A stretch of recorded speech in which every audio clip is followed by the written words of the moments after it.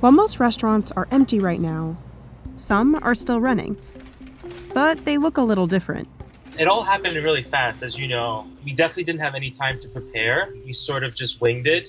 This restaurant's making 300 meals, but none of it's going to the dining room. They're cooking for frontline workers. We're on our way to NYU Langone respiratory therapy. To deliver meals for nurses, doctors, and EMS workers. Not only are they making hundreds of the same meals, they're trying to stay healthy and keep the restaurant open in a time when most aren't making it. It's a lot of bulk cooking and requires a lot of space and planning. Last week, we gave these huge burritos, like what we imagine if someone got off a hard day's shift, like what they would want to eat. Programs like this have popped up across the country. New York, San Francisco, Los Angeles. The business model is simple. Donations pay for restaurants to make meals that are then sent to essential workers out on the front line.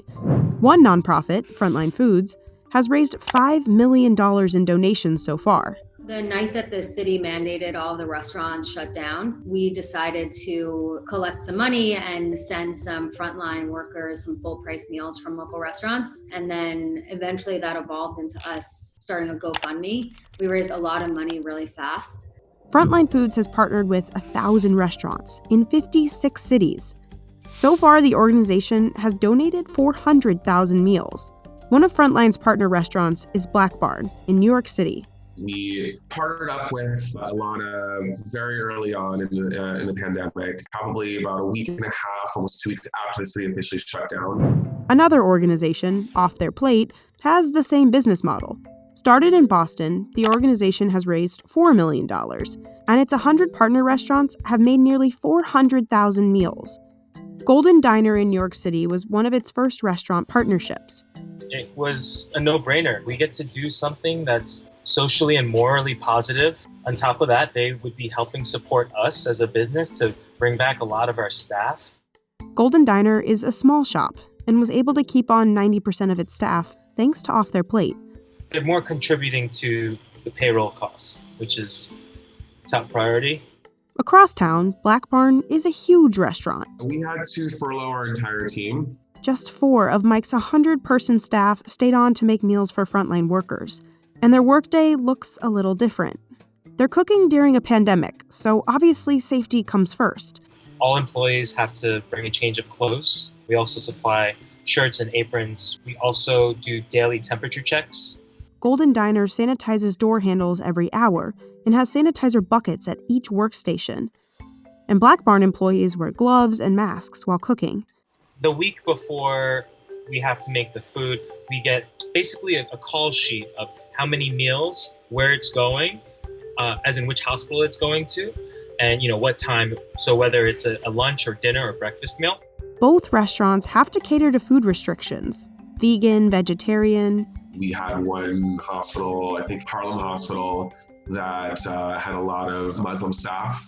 So we went and sourced halal, and we got pretty creative with some of these deliveries. Every week, all the chefs get together and we're like, okay, what are we gonna do this week? So we always have like a protein, a starch, a little side, and then we always have a salad.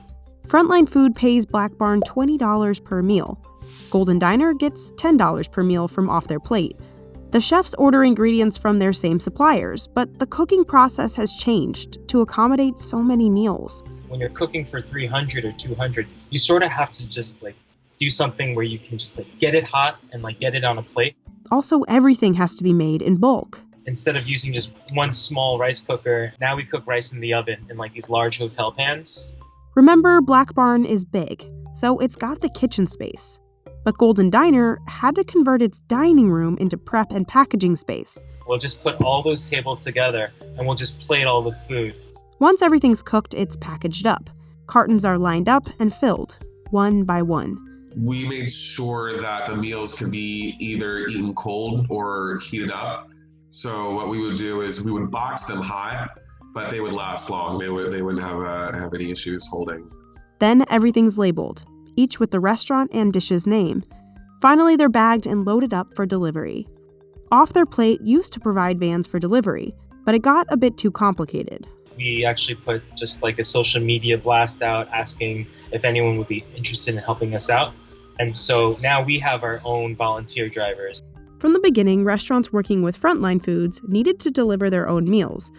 Blackbarn calls Ubers, but it's not always easy. A lot of time is spent waiting for the Uber one that would be willing to pick us up and take us to these hospitals. And when they find out that they're going to a hospital or when they're about to deliver a bunch of food, they cancel the ride, they drive off. We're on our way to meet the contact now to drop off what is roughly around, I believe, over 2,100 meals that we've delivered since the start of this pandemic. Then Mike hands off the meals to hospital workers. It was just one of those things that it took away the burden of having to figure out how to do normal life things while we were taking care of patients. And I felt like for my team, it was a great way for them not to have to leave a COVID positive unit to go outside, or go to like a deli, go somewhere and expose anybody else. Right now, off-their-plate orders make up about 20% of Golden Diner's business. But with no dine-in service to support his restaurant, In terms of profits, it's like we're not really seeing much of that. It's just sort of sustaining. and neither is Blackbarn. But the programs are helping keep the restaurant's ovens on until they can reopen for dine-in service. For now, they'll keep feeding all those hungry workers out on the front line. We're just excited about what we're going to serve them next.